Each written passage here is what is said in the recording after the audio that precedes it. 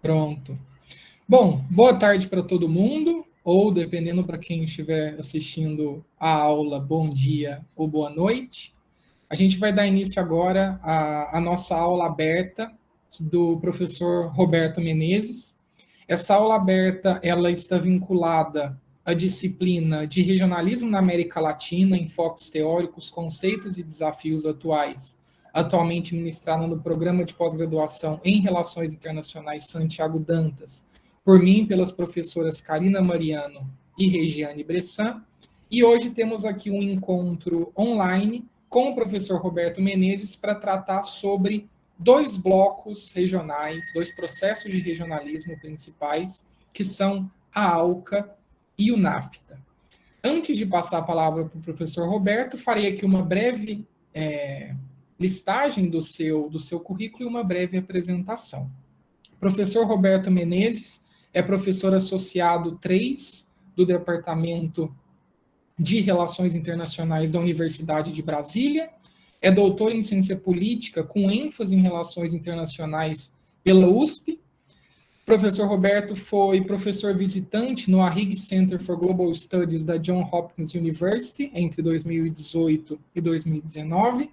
É também bolsista de produtividade do CNPq, professor nos programas de pós-graduação em RI e de Ciências Sociais, também da Universidade de Brasília, pesquisador do Instituto Nacional de Estudos sobre os Estados Unidos, o INCT e NEO, junto ao CNPq e FAPESP, e também coordena o Núcleo de Estudos Latino-Americanos, também na UNB.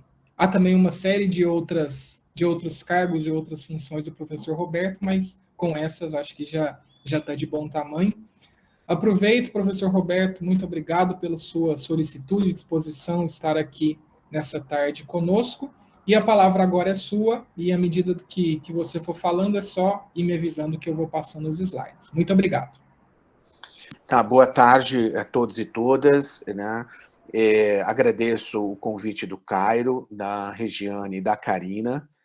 Cumprimento aqui a Bárbara, a Carol Burquerque, o Davi, é os que eu estou vendo aqui na minha tela, que está pequenininha, né? O Pedro, o Natanael e os demais colegas e colegas também estão aqui participando.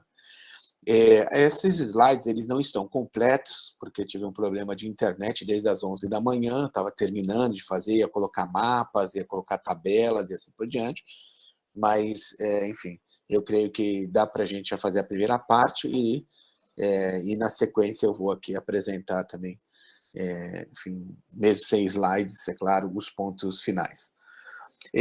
O processo, o tema que eu peguei, que foi me solicitado, tratar da ALCA e do NAFTA, eles estão muito interligados, é claro, porque ele tem alguns denominadores comuns, né? O primeiro denominador comum, é claro, que eles estão, no momento, numa transição entre a retomada e a reafirmação da hegemonia, tanto econômica quanto política dos Estados Unidos, né? E esse é o primeiro ponto. O segundo ponto, que é conhecido, nós sabemos, quando nós estudamos integração regional, regionalismo, é que os Estados Unidos, desde a Segunda Guerra Mundial, ele se bateu pelo multilateralismo. Os Estados Unidos não se bateram pelo regionalismo. O primeiro acordo que os Estados Unidos firmou, né, que a gente pode considerar um acordo bilateral, assim, em termos de regionalismo, não chega a ser bem regionalismo, cooperação, foi com Israel em 1986. Então, desde 1945 até 1986, os Estados Unidos trabalhou, como nós sabemos, para criar um regime, né, multilateral de comércio, né, que acabou em 1948, né, o Congresso dos Estados Unidos, 47, 48, acabou por derrubar, né, o documento da Organização Internacional de Comércio, da OIC, e que no seu lugar entrou um regime provisório conhecido como GATT, né, o Acordo Geral de Tarifas e Comércio.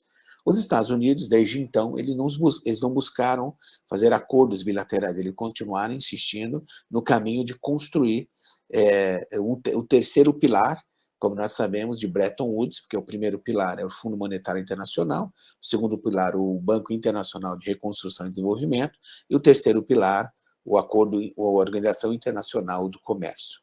Esse terceiro pilar, como nós sabemos, ele foi postergado depois de 8 rodadas do Acordo Geral de Tarifas e Comércio, do GATT, sendo a mais longeva dela a última, né, a 8ª e última rodada, que foi a rodada uruguaia, iniciada em 1986 no Uruguai, mas concluída em 1994 em Marrakech, no Marrocos, que deu origem, em 1º de janeiro de 95, à Organização Mundial do Comércio.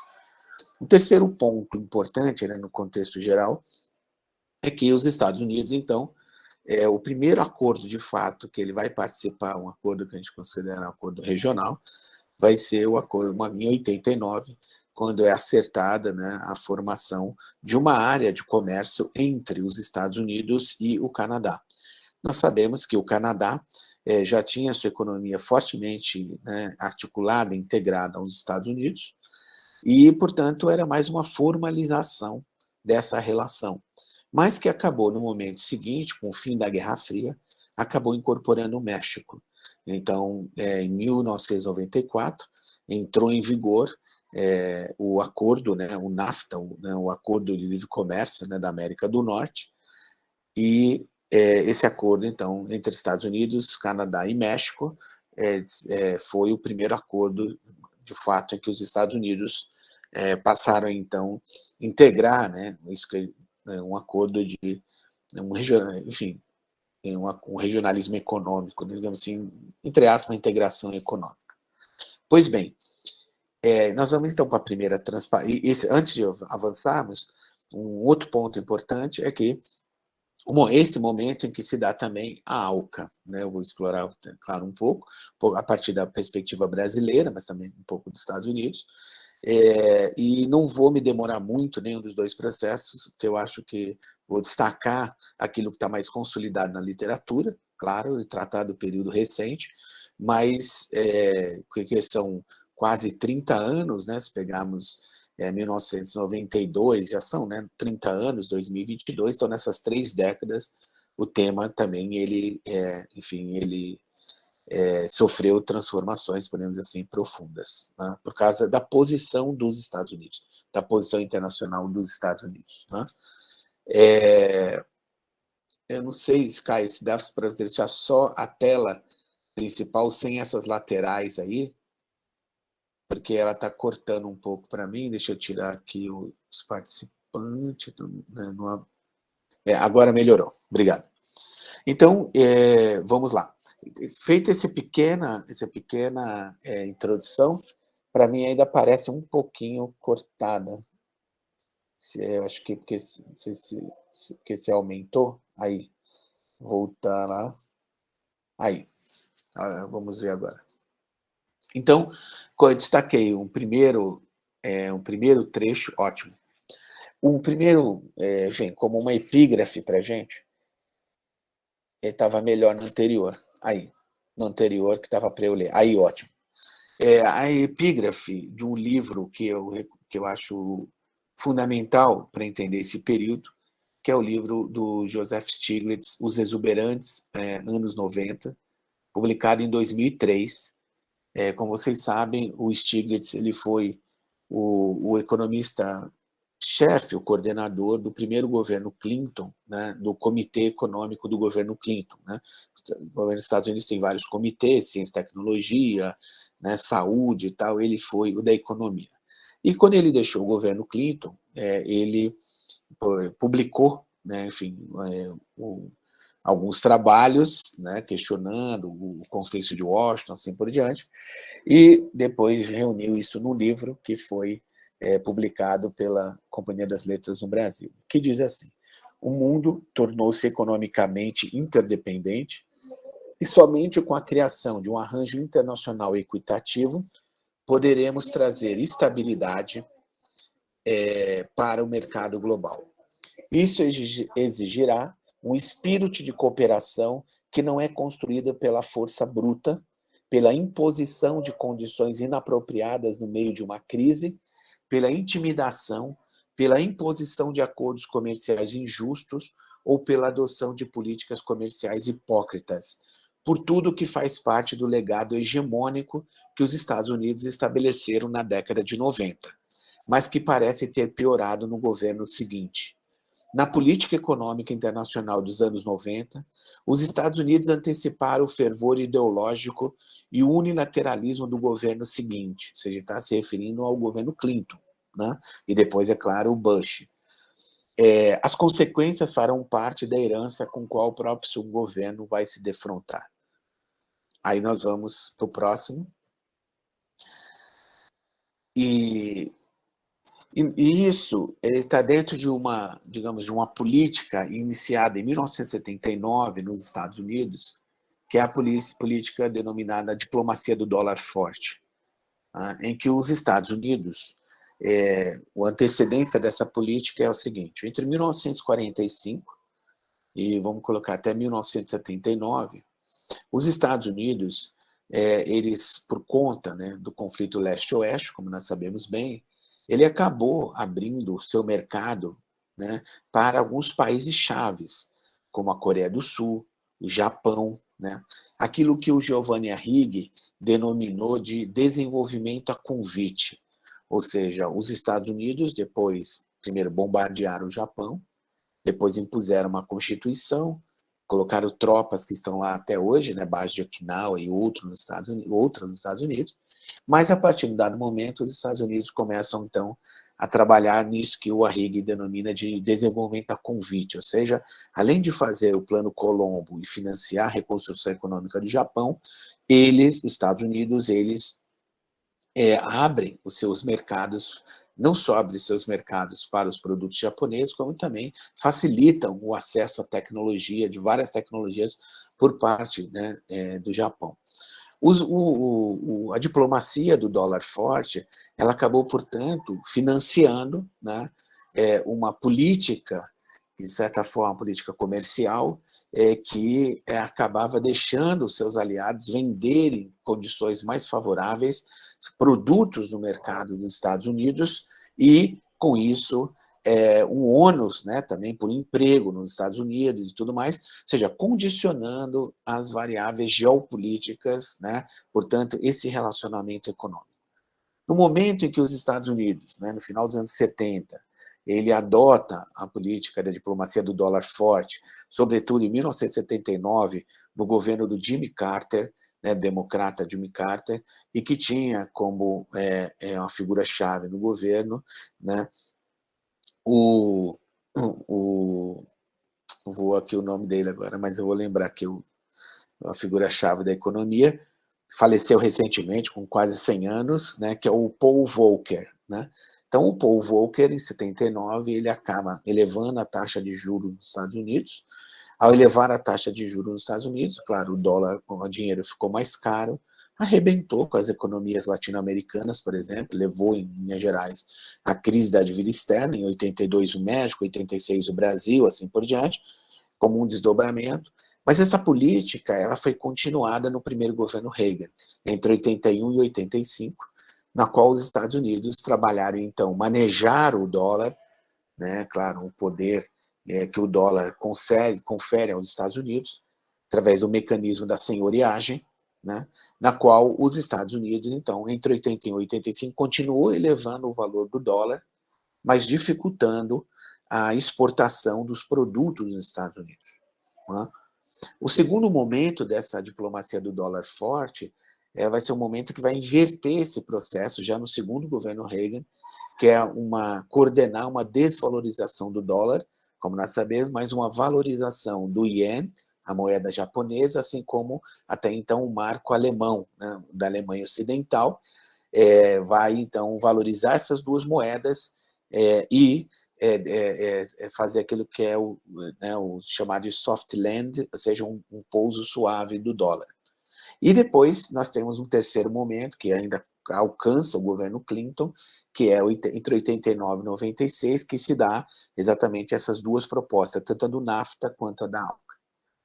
Pois bem, avançando, eu não vou explorar cada um desses três momentos especificamente, mas indico a vocês a leitura de um capítulo escrito pela Maria da Conceição Tavares e Luiz Carlos Melim, livro Poder e Dinheiro, a Economia Política da Globalização, organizado pelo José Luiz Fiore e pela Maria Conceição Tavares, que é um livro bem conhecido, e tem um capítulo excepcional sobre a diplomacia do dólar forte. E aí, o que nós temos é que, no governo Reagan, a partir de 1981, né, que o Reagan governou por 2 mandatos, ele leva, então, o seu governo é caracterizado por alguns pontos. Eu vou escolher alguns deles. O primeiro eu destaquei aqui, que é a capacidade dos Estados Unidos em impor políticas aos seus aliados. Então, os Estados Unidos, eles nunca fizeram nenhum acordo no qual eles percam, né, onde eles perdem alguma coisa. Esse é um ponto fundamental que nós sabemos.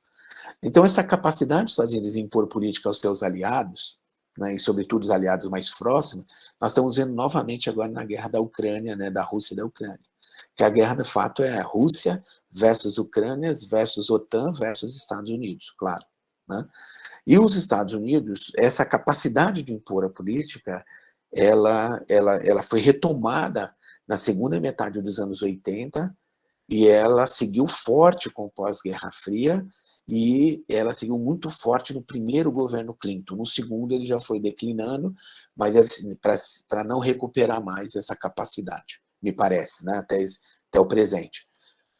Não que eles perderam a capacidade de impor a política, mas eles, enfim, perderam, né, enfim, digamos, a intensidade com que eles conseguiram impor.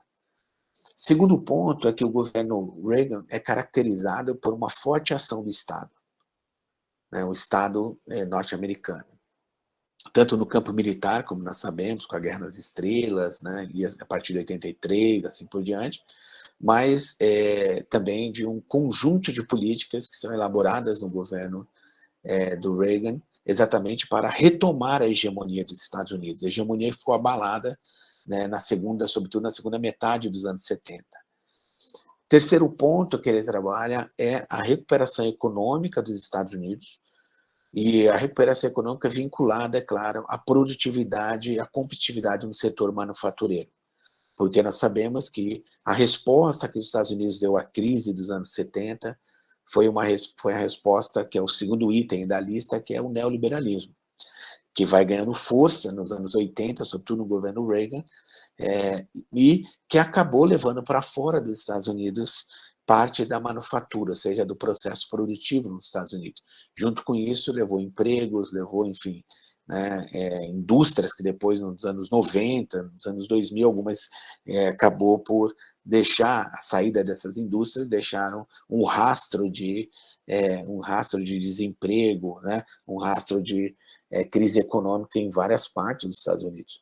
Até uma expressão, né, que passou a ser usada na década de 2010, que é, né, Rust Belt, que é a ideia do cinturão enferrujado. Né? Mas não é só isso. Aí tem um ponto-chave para os Estados Unidos, que é a liderança tecnológica.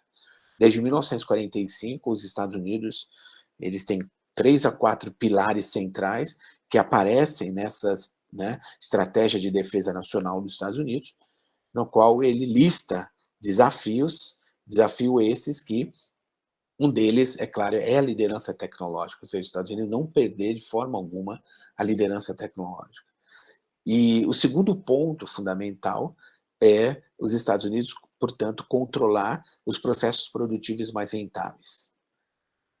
Com isso, os Estados Unidos, ainda no Reagan, em 1986, ele consegue lançar a rodada uruguaia, por uma iniciativa fortemente dos Estados Unidos, com participação, é claro, dos aliados mais próximos dos Estados Unidos, nisso que é denominado novo multilateralismo, no qual vão aparecer 3 elementos chaves, que estão presentes tanto no NAFTA quanto na ALCA, que são um acordo de patentes, que é o TRIPS, um acordo de serviços, que é o GATS, o GATS, e o acordo de serviço, o TRINS. Né? O TRINS é investimentos, o GATS é o serviço e o TRIPS é a propriedade intelectual.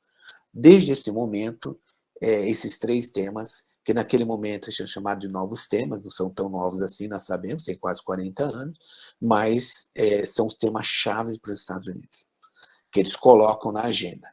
O Brasil não adere à rodada uruguaia até 1988, nós sabemos, governo Sarney, né, tem ainda resistindo à crise econômica, à crise, né, pós-plano cruzado, assim por diante. E um país que passa a estar no radar dos Estados Unidos é justamente o Japão, naquele momento, as relações entre os Estados Unidos e o Japão. Na próxima transparência, os Estados Unidos, então, em 85, ele faz um acordo, consegue fazer um acordo, o Acordo Plaza, que tem esse nome por causa do hotel, né, que fica ali na Quinta Avenida, em frente ao hotel famoso, né, em frente ao Central Park, que pertence ao Trump, né. Esse Acordo do Plaza, né, ele leva ao G5 naquele momento, porque Canadá e Itália não faziam parte ainda do G5, né, então por isso era G5, depois que eles entraram foi para G7, mas o G5, em 1985, reunido nos Estados Unidos, né, o governo Reagan consegue impor a eles uma desvalorização, né, concertada, ou seja, uma cooperação, na qual o Japão reconhece os benefícios que ele, em linhas gerais, que ele extrai, né, do acesso ao mercado dos Estados Unidos, assim como a Alemanha Ocidental, e, com isso, eles topam, então, valorizar a sua moeda, enquanto os Estados Unidos vão desvalorizando o dólar, ou seja, portanto, tornar os produtos em dólares mais baratos e, com o passar do tempo, os produtos em marco alemão e ien mais caros, né? Próximo. O Robert Brenner, no livro O Bom a Bolha, que ele analisa a fundo esse momento da economia dos Estados Unidos, ele destaca, então, que o acordo, né, e o que veio na sua esteira provou-se o ponto básico na reviravolta do setor manufatureiro nos Estados Unidos. E aqui é importante a gente frisar duas coisas. O primeiro é que, quando fala do processo de globalização, estava começando a ganhar impulso, né? O emprego nos Estados Unidos, o emprego industrial, que é chamado, né, de blue collar, né, ou seja, o colarinho azul, que tem o white collars, né, o emprego do executivo e tudo mais, esse emprego do chão da fábrica é um emprego que remunera o trabalhador em torno de $2.500 a $3.500, em alguns casos a $4.000.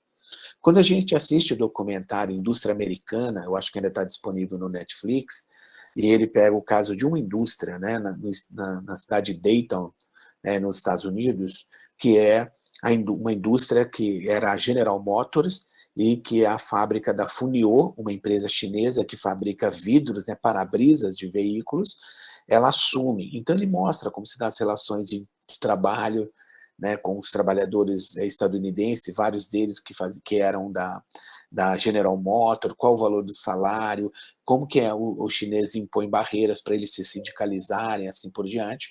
Então, esse trabalho, entre $2.500 a $3.500, ele vai ser fortalecido no governo Reagan, porque ele consegue fazer uma reviravolta no setor manufatureiro, torna o setor manufatureiro lucrativo e, portanto, gera milhões de empregos, né? E o governo Reagan, ele trabalha em duas frentes, a frente manufatureira e naquilo que é denominado de inovações financeiras. Então, os Estados Unidos começam a criar novos mecanismos, né, que parte deles vão levar à crise de 2008. Né? Vai criando novas modalidades, isso que é chamado de inovações financeiras, e, portanto, vai afrouxando, mas não foi o Reagan que afrouxou, quem afrouxou foi o governo Clinton, né, de fato, o controle. Então, o Brenner, né, destaca que houve essa reviravolta e um momento crítico para a economia mundial como um todo. Desencadeou-se 10 anos de contínuas e consideráveis desvalorização do dólar em relação ao iene e ao marco, acompanhadas por um congelamento de uma década no crescimento dos salários reais. Como vocês já devem ter visto, o governo Biden, logo no início, né, dos seus primeiros dias de mandato, 2021, ele enviou ao Congresso o aumento de $7,25 de trabalho para $15. Né? Porque nos Estados Unidos, de 1980 até 2016, o salário de quem ganha menos de $400 mil por ano nos Estados Unidos aumentou só $200. entre 1980 e 2016. Então, quem emprega muito hoje nos Estados Unidos é McDonald's, é Starbucks, essas lojas, né, de fast food ou assimilado, a Amazon e assim por diante, e eles pagam $8, $9, $10, o Walmart, né, que fechou as operações no Brasil, então os salários são muito baixos. Então, esse emprego industrial, ele declinou muito, né, e isso a partir, né, do final dos anos 90, e os salários foram achatados. Então, a lucratividade ela se dá pela retomada na frente internacional dos Estados Unidos, retomando a sua hegemonia frente aos parceiros mais próximos, e internamente arrochando os salários. Então, isso volta a dar lucratividade para a indústria nos Estados Unidos. No próximo, estou preocupado aqui também com a bateria, mas vamos lá. No próximo, eu vou passar um pouco rápido esses 3 pontos, que, começando de baixo, né? Os Estados Unidos conseguiram que, já na virada do governo Reagan para o George Bush pai, que o Japão tivesse restrições voluntárias em importações de automóveis para os Estados Unidos. No começo dos anos 90, 45% dos automóveis de luxo vendidos nos Estados Unidos eram japoneses, né? Isso é um valor muito alto, né? O segundo ponto é que a orientação do governo Reagan, ela complementou o próprio Acordo Plaza e retomou as políticas agressivas, tanto do Nixon, do Ford, quanto do Carter, que não apenas havia buscado a radical desvalorização do dólar, mas também iniciado uma poderosa investida na direção do protecionismo e da abertura de mercado, com o Acordo Multifibra de 73, que hoje, né, depois com a OMC declinou, e a seção 301 da Lei Comercial de 74, que esse é um dos grandes instrumentos do arsenal dos Estados Unidos. Eles podem denunciar qualquer acordo, eles podem denunciar qualquer enfim, participação dos Estados Unidos em acordos comerciais, por exemplo, recorrendo às 301 e à Super 301. E, portanto, vocês conhecem o livro, né, do Tulo, né, com o Felipe e o Tiago Lima, Poder e Comércio, né, os Estados Unidos, né, no comércio mundial, onde eles escrevem bem, detalham bem essas políticas. E o primeiro ponto aí é exatamente como que, sob pressão dos Estados Unidos, né, as potências do G5 assinaram o acordo Plaza, né, do Plaza, concordando em agir conjuntamente para reduzir a taxa de câmbio do dólar, a fim de salvar o setor manufatureiro dos Estados Unidos. No dia seguinte, Reagan criticou as injustas práticas comerciais dos outros países e prosseguiu anunciando uma brusca guinada da política comercial americana em um mal disfarçado protecionismo. O Brasil foi alvo em 2 frentes, tanto no setor farmacêutico quanto na informática. O Tulo escreveu um livro, né, sobre exatamente a questão da informática. Pois bem, então o governo Reagan, com esse novo multilateralismo, ele passa então a adicionar, né, no final dos anos 80, exatamente na sua política comercial, essa estratégia que é o acordo com o Canadá. Só que vem as mudanças do leste europeu, né, enfim, do fim da União Soviética e tudo mais. Em 1990, o governo já, né, o governo do George Bush pai, ele anuncia, né, já com as transformações em curso no leste europeu, né, e assim por diante, a queda do Muro de Berlim tinha sido em 89 e tal, ele anuncia aquilo que nós conhecemos como Iniciativa para as Américas. Ele faz um discurso bem genérico, no qual ele anuncia, então, um acordo, né, ou seja, começar as tratativas de um acordo com países das Américas, para aquilo que ele chamou um acordo, né, do Alasca, Terra do Fogo. Não tinha um acordo bem formado, mas os Estados Unidos começam, então, a gerir boa parte daquilo que é denominado de nova ordem internacional, construir, colocar energia para a construção dessa ordem, e uma série de questões se sucedem, né, no cenário internacional, guerra na Iugoslávia, né,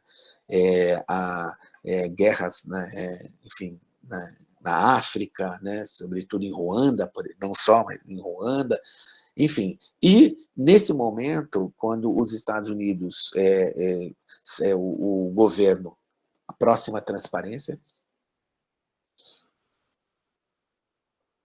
o governo Clinton vence as eleições nos Estados Unidos em 1992, a próxima, depois voltamos nessa, por favor. Ficou aí. O governo Clinton, com 2 mandatos, ele vai reafirmar a hegemonia dos Estados Unidos. Então, o Reagan alinhou o terreno, né, reafirmando a hegemonia, e o Clinton, como nós sabemos, ele vai reafirmar essa hegemonia. E como ele vai fazer isso? Na eleição de 92, o governo Clinton, na arena doméstica, ele lida com alguns pontos chaves, que todos os governos, né, mais ou menos, lidam. Primeiro é o desemprego. Né? Ele está começando a colher, né?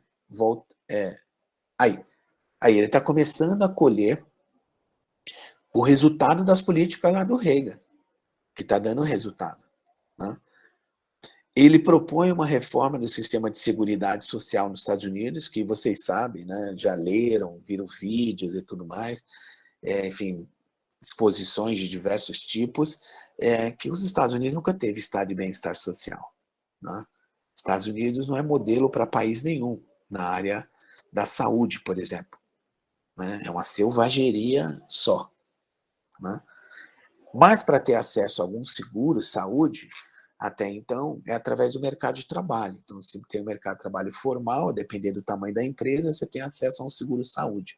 É via mercado, não é através de uma política pública, não é um direito universal.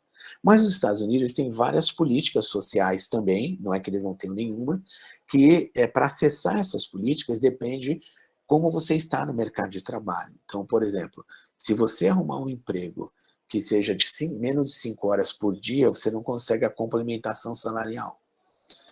E por isso eles chamam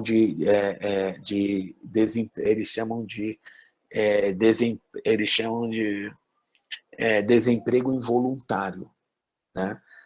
Você quer uma tradução aproximada, você quer trabalhar você quer trabalhar 8 horas por dia, mas só consegue emprego part-time de 4 horas por dia, então você não consegue completar as 25 horas na semana, você não acessa um benefício social que complemente o seu salário.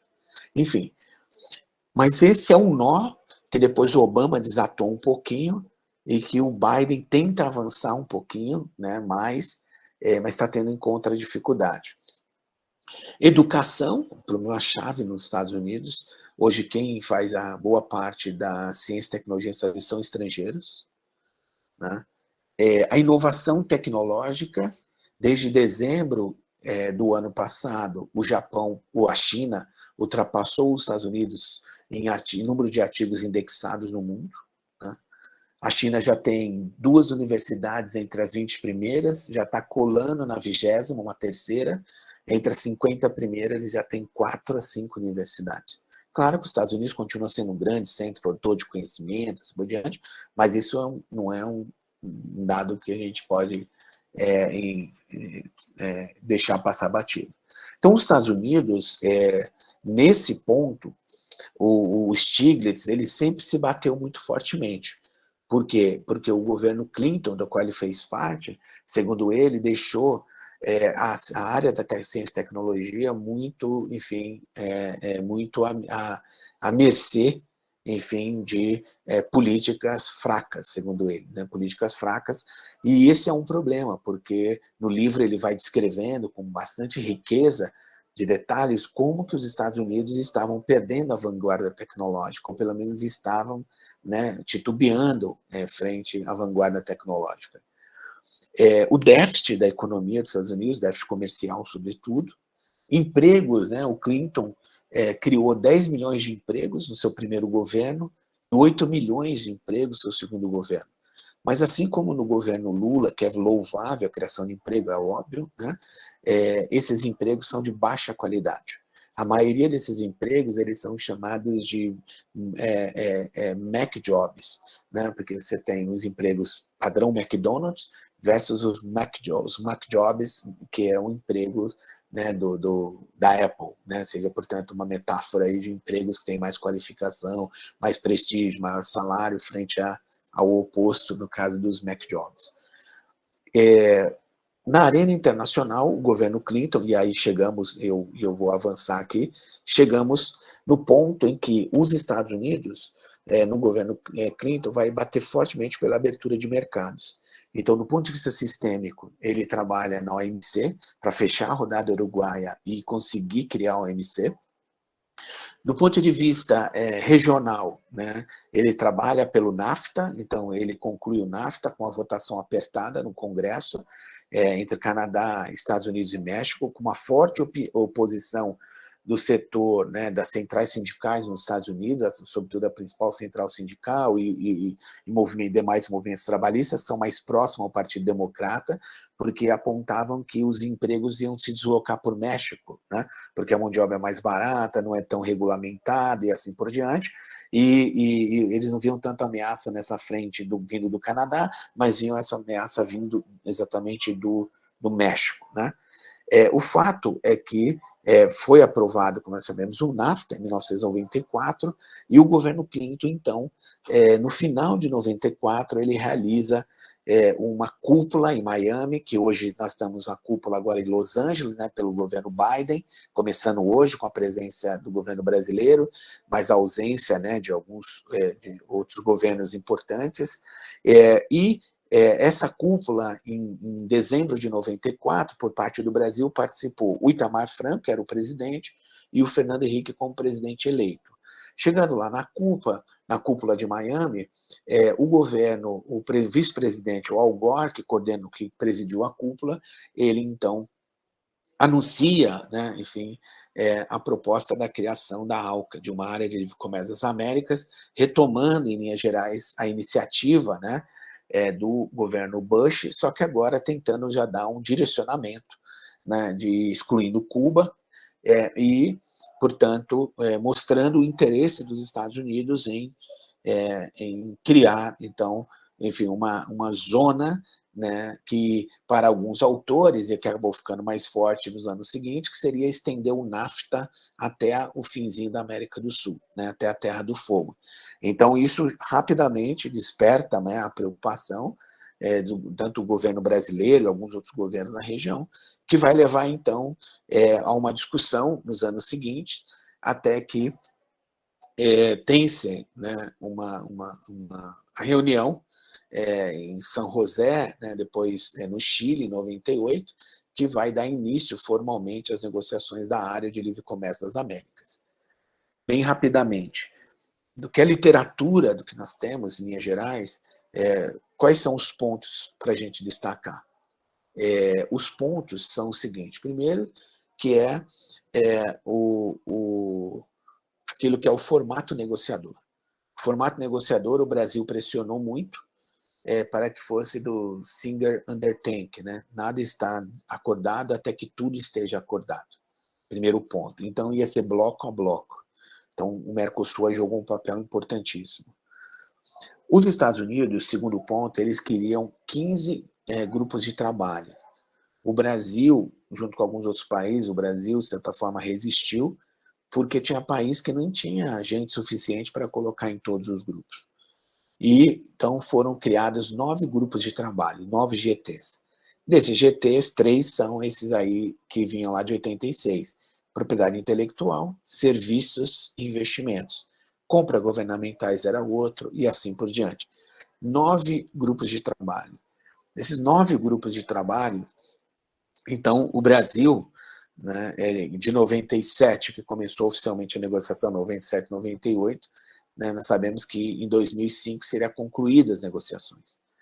E o fato é que os Estados Unidos, eles pressionaram muito, sobretudo o governo, claro, o governo Clinton, e ele veio ao Brasil, né, visitou outros países da região, pressionou muito, porque ele vinculava exatamente, né, a sua estratégia de campanha, que ele estava colocando em marcha, que era exatamente aumentar o número de empregos nos Estados Unidos. E para isso ele queria, de um lado, se a manufatura dos Estados Unidos tinha sido revigorada a partir do governo das políticas do Reagan, depois mantidas pelo George Bush pai, e ele estava colhendo os frutos dessa estratégia, dessa política dos Estados Unidos, econômica comercial, então ele tem que desovar, vamos dizer assim, né, eu vou usar esse termo, tem que ir onde ele vai colocar os produtos dele.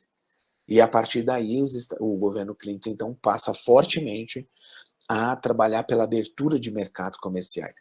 E como ele faz isso? Ele retira o embargo econômico ao Vietnã, em 1994. Ele começa a trabalhar na Ásia uma estratégia que é, né, de aprofundar, que quando vai aparecer, né, de participar da APEC, né, os Estados Unidos, começam a se aproximar mais economicamente, né, ou seja, ter na Ásia um dos focos da sua estratégia de crescimento. A política do discurso de globalização dos Estados Unidos no governo Clinton, né, que é conhecido nos organismos multilaterais, FMI, no Banco Mundial, depois, em 95, com a OMC e assim por diante. E o governo Clinton, então, pressiona por todos os lados, né, é claro, no caso da ALCA, o Brasil. Por quê? Desde o início, o Brasil percebeu a ALCA como que uma negociação entre os Estados Unidos e o Brasil. Pode parecer presunçoso isso, mas não era. Por quê? Porque 34 países da ALCA, 25 deles somam 2% do PIB das Américas. Naquele momento, os Estados Unidos somavam sozinhos 80% do PIB das Américas. Então, os Estados Unidos mais 25 países já dão 26, sobram 8. Desses 8, o Canadá e o México já estavam com os Estados Unidos, ficam 6. Então, desses 6 países, a economia central que os Estados Unidos estavam visando era a brasileira. Então, o governo brasileiro passa, então, a entabular uma negociação, e a estratégia do governo Fernando Henrique para lidar com isso foi exatamente a ausência daquilo que era chamado de fast track, depois chamado de TPA, né, da autorização para promoção comercial nos Estados Unidos, que só saiu em dezembro de 2001, né, 2 meses, 3 meses após o atentado do 11 de setembro. Então, até então, o governo Clinton não conseguiu tirar do Congresso o Fast Track, a TPA, que depois mudou de nome para TPA. Então, portanto, eram promessas que ele podia fazer. Ele não podia, né, assinar nada porque ele não tinha um mandato negociador. E esse tipo de acordo não é um acordo que o presidente pode conduzir sozinho. Ele precisa do mandato negociador do Congresso. Então, o governo Fernando Henrique, de certa forma, ele tinha figuras dentro do governo que eram favoráveis a um acordo com os Estados Unidos, o acordo da ALCA, mas tinha uma parte do governo que era recalcitrante. Eles viam assim, é melhor fortalecer o Mercosul, negociar melhor com os Estados Unidos, enfim, vai ser uma avalanche de produtos dos Estados Unidos, a gente vai perder muitos empregos e tal, e tal, e tal. E o Brasil já tinha passado por uma experiência traumática com o governo Collor. O governo Collor, ele extinguiu 2 milhões de postos de trabalho, aproximadamente. E nunca mais recuperou esses postos de trabalho. O Brasil, né, pode ser recuperado uma parte deles no governo Lula, mas não recuperou. Então, o Brasil, naquele momento, ele tinha uma política que era uma política de empurrar com a barriga, de certa forma, né? Embora tivesse, nós temos aí no Itamaraty, no governo Fernando Henrique e tal, muitas viúvas da ALCA, né, na universidade, a gente tem muitas viúvas da ALCA, na imprensa e assim por diante. Então, o fato é que, voltando a outra transparência, o governo Clinton, internamente, ele aprofunda um dos setores no qual ele vai aprofundar as transformações na área setor financeiro, em que é o setor que na literatura, né, fala globalização financeira, onde avançou mais. E a primeira coisa que o governo Clinton faz, enfim, uma grande mudança, é acabar com uma lei criada no governo do Roosevelt, em 1933, né, o Glass-Steagall Act, que é o ato que segrega, né, bancos, né, bancos de varejo de bancos de investimentos, corretoras e assim por diante. E isso aí foi recuperado parcialmente em 2010 com a lei Dodd, né? A Lei Dodd, ela recuperou um pouco isso. Em 2017, o governo Trump relativiza, porque ele muda os valores que a Lei Dodd, né, estabeleceu para chamados testes de estresse do sistema financeiro, dos bancos de cada um dos agentes financeiros, que chamam testes de estresse, para ver se estão suportando o risco que eles estão, enfim, envolvidos, entre outros. E, portanto, o governo Clinton é que dá vazão a esse grande submercado financeiro, isso que é chamado de supermercados financeiros, né? E a estratégia, a gente avança, mais duas transparências, por favor, Caio, que nós temos, então, no governo Clinton, como nós sabemos, a ALCA não saiu, mas os Estados Unidos fizeram o quê? Qual que era a estratégia deles, né? Como é que a ALCA, primeiro, né, a estrutura negociadora, os 9 grupos de trabalho, depois os Estados Unidos começaram a cercar muito o Brasil, né? Quando vai terminando o governo Fernando Henrique, né, o governo Fernando Henrique vem a TPA, mas ele, de certa forma, se acerta com o governo Lula, que vai começar, né, nesse ponto, dizendo, olha, nós não podemos assinar, né, se comprometer, porque nosso governo está acabando, está chegando um governo novo, vamos deixar que eles façam isso, né? Então, esse governo novo que estava chegando é o governo que vai, então, cuidar, que é o governo Lula, das negociações com a ALCA. O que faz o governo Lula? O governo Lula, e aí eu só vou dar esse exemplo e salto para o NAFTA. Só, não, exemplo não, trazer essa informação. O governo Lula, ele faz uma estratégia, que é uma estratégia de alinhar as negociações. O governo Fernando Henrique deixou uma negociação na OMC, em andamento, a rodada, né, Doha, deixou as negociações Mercosul-União Europeia e deixou as negociações hemisféricas, a ALCA. Então, o que o governo Lula faz? Ele vincula as duas negociações regionais, birregional, né, uma e outra hemisférica, ao entendimento na ALCA. E a esse entendimento na ALCA, na OMC, ele condiciona exatamente essas duas negociações. E a partir desse, ao condicionar essas negociações, o Brasil também, em 2001, vem o 11 de setembro, o atentado do 11 de setembro, e o interesse dos Estados Unidos se voltam fortemente, nós sabemos, para aquilo que vai ser denominada de guerra ao terror, né, a Ásia Central, o Oriente Médio, assim por diante. Isso vai ajudar também a enfraquecer o processo negociador da ALCA, de certa forma. Então, o fato de a gente não ter tido a ALCA foi, claro, mérito em partes da diplomacia brasileira, de parte dessa diplomacia, da diplomacia argentina, da diplomacia venezuelana, mas é claro que o fator estrutural foi exatamente, né, os desdobramentos dos atentados nos Estados Unidos 11 de setembro. Então, os Estados Unidos, em relação à ALCA, claro, tem mais nuances aí, mas em linhas gerais, a ALCA não avança, e os Estados Unidos tentam trabalhar ainda, né, a ALCA era aquilo que ficou chamado de OMC+, né, que era pegar a agenda que não conseguia avançar na OMC e tentar trazer para negociações hemisféricas, né? E o fato é que o Brasil, então, enfim, não tivemos a ALCA, mas a ALCA, ela, como eu procurei demonstrar, ela é parte de uma estratégia maior dos Estados Unidos, ou seja, da retomada e da reafirmação da hegemonia dos Estados Unidos. Porque os Estados Unidos estavam escrevendo nas Américas as regras do jogo, portanto, tentando exercitar aqui, né, o seu poder hegemônico para escrever e impor as regras do jogo. O NAFTA, ele teve novidades, né, quando veio a partir de 94, que a novidade que foi apontada pelo NAFTA é o capítulo 11, é exatamente a questão da proteção aos investimentos, né, porque os Estados Unidos, junto com outros países na OCDE, eles vinham formulando aquilo que é o Acordo Multilateral de Investimento, o AMI, e esse Acordo Multilateral de Investimento, ele foi descoberto em 1997 e 98, no auge aí do governo Clinton. E aí a França, que era uma dos países que estavam negociando, redigindo o documento, ele se retirou. O governo francês, pressão, né, na França, se retira do acordo, que era mais ou menos a ideia de escrever a constituição do capitalismo mesmo. A possibilidade de comprar comprar reservas de água, comprar ilhas, a questão de relativizar o direito à greve, impor, né, os estados, né, que tivessem greve, empresas, por exemplo, a Ford no Brasil tem uma greve, os dias parados vai ser cobrado do Estado brasileiro, né?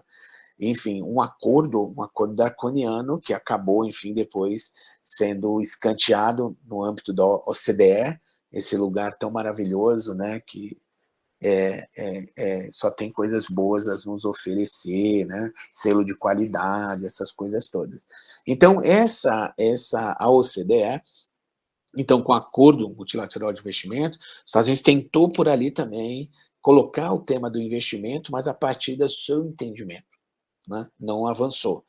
E a rodada Doha, de 2001 até agora, porque oficialmente ela continua existindo, mas a rodada Doha levou inclusive a renúncia de um brasileiro, né, que estava no seu segundo mandato, né, antes de finalizar o seu mandato, Roberto Azevedo, por conta que a paralisia tanto no órgão de solução de controvérsias imposta pelo governo Trump, mas também como um processo que, né, desde 2001, que avançou na OMC, foi o Acordo de Facilitação de Comércio, né, ou seja, questões mais técnicas de alfandegárias e tudo mais, se ao invés de pode usar a internet nos processos de importação e exportação, balanças, como informatização, coisas desse tipo, mas o principal não avançou.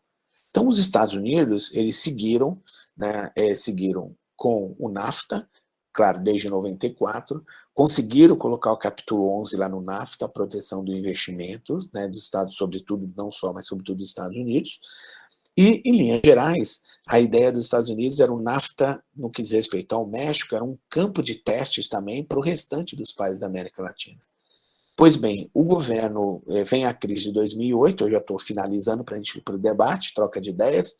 Em 2008, com a crise de 2008, o governo Obama, então, ele entra naquilo que vinha sendo discutido por 6 países desde 2005, que depois recebe em 2012, né, enfim, aí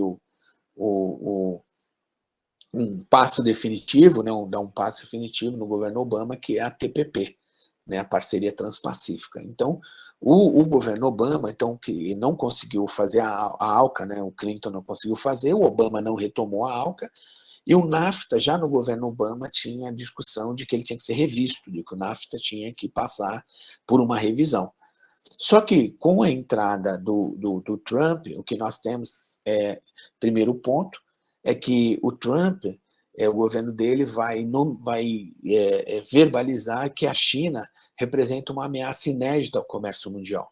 Então, isso está inclusive na última estratégia de defesa, pelo menos no resumo, né, no sumário, que foi divulgado agora já pelo governo Biden, a China é a principal ameaça, né, é apontada como a principal ameaça. Então, na esteira de 2008, para cercar a China, a TPP. Mas o Trump, a primeira coisa que ele faz é tirar, nós sabemos, acabar com a TPP.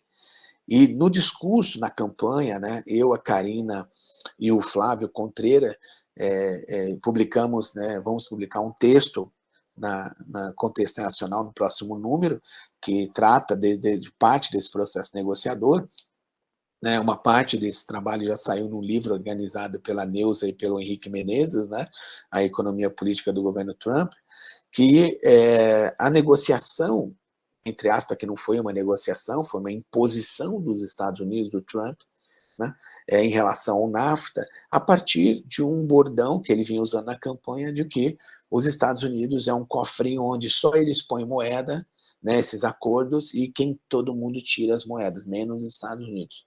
Então, essa ideia de que o NAFTA rouba os empregos dos Estados Unidos, que o NAFTA é o pior acordo que os Estados Unidos já participou, que o NAFTA ele distorceu, né, enfim, o comércio com os Estados Unidos acabou, enfim.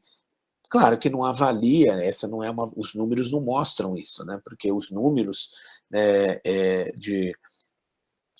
acerca do NAFTA mostra, né, que 5 milhões de camponeses no México foram prejudicados pelo NAFTA, né, nas suas propriedades, enfim, a falta de acesso a crédito e tudo mais, e a mão de obra no México também, ela não participa dos processos produtivos mais sofisticados. Então, a mão de obra no México, ela tem um processo que não é um processo tão formal quanto o brasileiro, por exemplo, na contratação. Tanto que isso foi um dos objetos na discussão dessa, entre aspas, renegociação entre os Estados Unidos e o México. Por quê? Para renegociar o NAFTA, ele precisava também de uma TPA, o Trump. Então, só que para isso tinha que ser para os outros dois países. Então, ele negociou praticamente o primeiro ano todo com o México, e depois o Canadá veio a reboque, né? Mas o alvo principal do Trump era exatamente uma estratégia dele, que não deu certo, em grande parte, que era de repatriar as indústrias dos Estados Unidos. As indústrias estão na Ásia, indústrias que estão em alguns países da América Latina, indústrias que estão, sobretudo, no México, que era tentar, no ponto de vista da indústria automobilística, por exemplo, que é uma indústria cada vez mais robotizada, então não dá para associar a indústria automobilística à geração de emprego. Isso não diz mais essa realidade, porque a indústria automobilística é fortemente robotizada, então ela gera cada vez menos postos de trabalho, né? Então, nós estamos vendo agora a possibilidade de uma empresa chinesa ocupar a planta da Ford, né, na Bahia. Está no jornal, mais cedo eu li isso no jornal.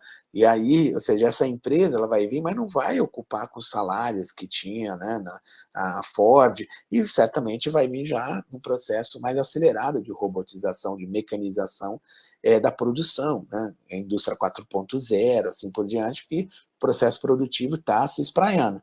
Então, o governo Trump, no que diz respeito a uma renegociação do NAFTA, nós tem um relatório, né, de uma, agora eu não me lembro o termo específico, mas é mais ou menos o seguinte: o Senado dos Estados Unidos tem uma comissão, que essa comissão, né, ela analisa o acordo e ela então compara aquilo que foi prometido pelo presidente, né, no caso Trump, a gestão Trump, e aquilo que de fato o potencial do acordo assinado tem para gerar.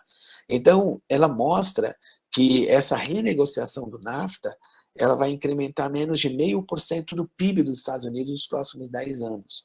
Então, nesse relatório, feito por essa comissão de especialistas lá, de servidores, eu creio que são servidores do Senado, né? Eles analisam, é como no Brasil mais ou menos, creio eu, a reforma da Previdência. Então, tem a reforma da Previdência, tem os assessores legislativos que vão lá fazer os estudos e tudo mais, ver os cenários, as possibilidades, melhor cenário, cenário intermediário, pior cenário, para orientar o debate, né, enfim, dos senadores. Não precisam se guiar por ali, mas para orientar o debate deles. E o fato é que os números, né, desse relatório ele mostram, né, nessa comissão, de que não foi uma grande coisa que ele fez ao renegociar o NAFTA e criar isso que ficou chamado, né, United States, né, Mexico e Canada, então o SMCA, e que, portanto, no início da negociação era tão um jogo de soma zero que o Trump queria colocar a cláusula sunset, né? Vocês se lembram, que era depois de 5 anos, se não cumprir aquilo que estava no acordo, o acordo morre e ponto final. Essa é uma cláusula sunset, né? Como se fosse o pôr do sol, assim, né? Vai morrer, acabou, ponto final. Vai uma longa noite e não se fala mais nisso. Então ele tentou, ele colocou pressão muito grande sobre o governo mexicano, um governo que depende quase 90% das exportações para os Estados Unidos, né? Um governo que foi negociado tudo no governo anterior, do Porfírio, né? Era o Porfírio, como Pinha Neto, né? Penha Neto, e quando entra o governo do Obrador, o acordo foi assinado dia 30 de novembro, e o Obrador tomou posse dia 1º, mas tudo combinado com os russos, né? Ou seja, não, pode assinar, não vai haver nenhum problema, não vamos, enfim, mas você assina, finaliza e a gente toca a vida. Porque o governo López Obrador é um governo neoliberal, né? Não é um governo plataforma trabalhista que defende e tal, e tal, e tal.